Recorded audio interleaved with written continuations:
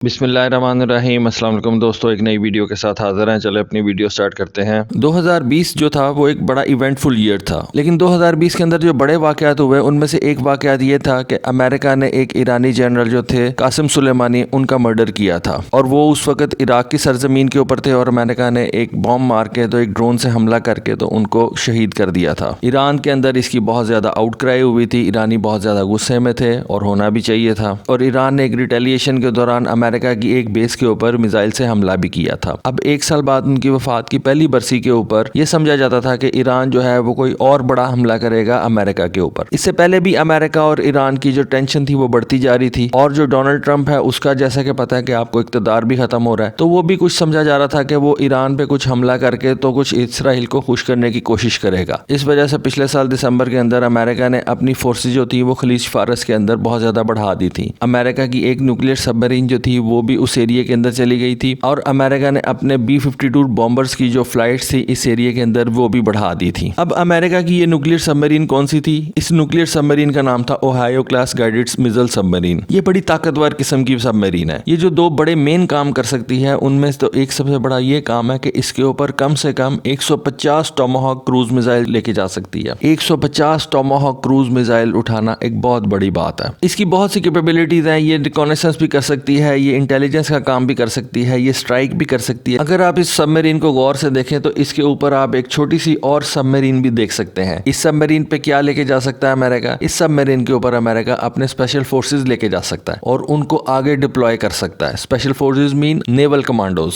अब अमेरिका ने दिसंबर के अंदर इस ओहायो क्लास सबमरीन को पर्शियन गल्फ के अंदर भेजा था और अनाउंस करके भेजा था। नॉर्मली ऐसा होता है, ये जो सबमरीन होती है स्टेल्थली वर्क करती हैं और इनके आने जाने का किसी को नहीं पता होता। इस सबमरीन को अमेरिका ने बाकायदा तौर पे अनाउंस करके पर्शियन गल्फ के अंदर भेजा था। पर्शियन गल्फ के अंदर इस सबमरीन को अनाउंस करके भेजने का सिर्फ एक ही मतलब है कि आप ईरान को खुल्लम खुला थ्रेट कर रहे हैं कि ये सबमरीन हमने आपके इलाके में भेज दी है। इस सबमरीन के ऊपर 150 से ज्यादा टोमाहॉक क्रूज मिसाइल्स हैं और ये 150 टोमाहॉक क्रूज मिसाइल हम ईरान के ऊपर फायर कर सकते हैं और ईरान का पूरा एरिया हमारे मिसाइलों की रेंज के अंदर है। अब ये तो होगी पिछले महीने की कहानी। इस महीने क्या हुआ कि ईरान जो है वो अपनी एक नेवल एक्सरसाइजेस कर रहा था। इन नेवल एक्सरसाइजेस का नाम था इक़्तिदार। अब जो लोग उर्दू समझते हैं उनको पता है कि इक़्तिदार का क्या मतलब है, पावर, हुकूमत। इस नेवल एक्सरसाइज के अंदर ईरान ने अपने बहुत ज्यादा नए वेपन्स जो थे उनको टेस्ट किया है। इन नेवल एक्सरसाइजेस के अंदर ईरान जो सबसे ज्यादा दो सिग्निफिकेंट चीजें करने जा रहा था वो ये था कि एक उसकी सबमरीन है फतेह क्लास। उस फतेह क्लास से उसने एक टॉर्पीडो को लॉन्च करना था। फतेह क्लास सबमरीन जो है वो ईरानियन नेवी के अंदर सबसे बड़ी सबमरीन समझी जाती है। उसके बाद ईरान ने एक नया बैरी जहाज जो है वो अपनी नेवी के अंदर कमीशन किया और उसका नाम उसने रखा है मकरान। अब ये मकरान बैरी जहाज क्या है? ये बेसिकली एक ऑयल टैंकर है। ईरान ने इसको मॉडिफाई किया है और इसको मॉडिफाई करके उन्होंने इसको एक हेलीकॉप्टर का लैंडिंग पैड बना दिया और ये खुले समंदर के अंदर हेलीकॉप्टर्स लेके जा सकेगा। ईरान के हेलीकॉप्टर खुले समंदर के अंदर इस जहाज के ऊपर आके लैंड करेंगे, यहाँ से रिफ्यूल होंगे, असला लेंगे और उसके बाद फिर समंदर के अंदर चले जाएंगे। ईरान की एक फास्ट अटैक बोट है जिसका नाम है सिना क्लास, वो भी इस एक्सरसाइज के अंदर उसने हिस्सा लिया। तो ईरान की नेवी की ये काफी बड़ी एक्सरसाइज है। अमेरिका ने ये जो अपनी ओहायो क्लास सबमरीन भेजी है बेसिकली ये एक तो ईरान को थ्रेट करने के लिए थी, प्लस इन एक्सरसाइजेस के ऊपर इंटेलिजेंस गैदरिंग करने के लिए थी। किसी भी सबमरीन ने कोई चीज देखनी होती है तो आपको पता है कि पेरिस्कोप किस तरह से काम करता है। एक सबमरीन को एक पेरिस्कोप डेप्थ के ऊपर आना पड़ता है, यानी कि पेरिस्कोप डेप्थ का मतलब होता है कि उसको सरफेस के नजदीक आना पड़ता है। सबमरीन ऑल्दो होती पानी के अंदर ही है लेकिन वो काफी ऊपर आ जाती है। अब ये जो ओहायो क्लास सबमरीन थी ये ऊपर आई है पानी के पेरिस्कोप डेप्थ के ऊपर आई है और इसने इर्द गिर्द देखा है। जब ये ऊपर आई है, जब ये